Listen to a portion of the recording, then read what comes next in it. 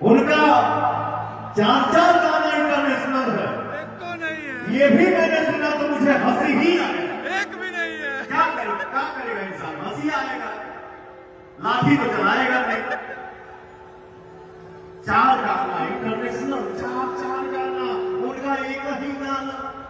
और मुझे लगता है कि इस इवेंट के बाद देश के बाहर विदेश में ही नहीं, इस इवेंट के बाद उनका गाना अब अंतरिक्ष में बजेगा। ठीक है। और आपका भाई क्या गाया है, सो कहां कहां बजता है, उस गाने पे कौन कौन डांस करता है, कौन बाकी है और कौन नहीं बाकी है।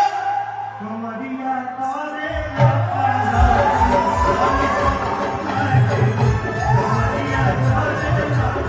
क्या बात है भाई, पवन सिंह ने खेसारी लाल यादव को एकदम प्यार से ले हैं। इसे कहते हैं डोज देना।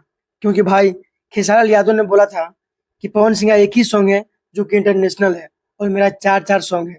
कौन भाई जानता है चार चार सॉन्ग को, जो इनका इंटरनेशनल सॉन्ग बना हुआ है भाई वो भी चार। मुझे तो लगा था कि पवन सिंह इस बात पे रिप्लाई नहीं देंगे, बट क्या करे भाई, पवन सिंह आज एकदम मूड बना हुआ था और अच्छे से रिप्लाई दिए और ये भी बोले कि इस शो के बाद उनका गाना देश विदेश में नहीं पूरा अंतरिक्ष में बजेगा।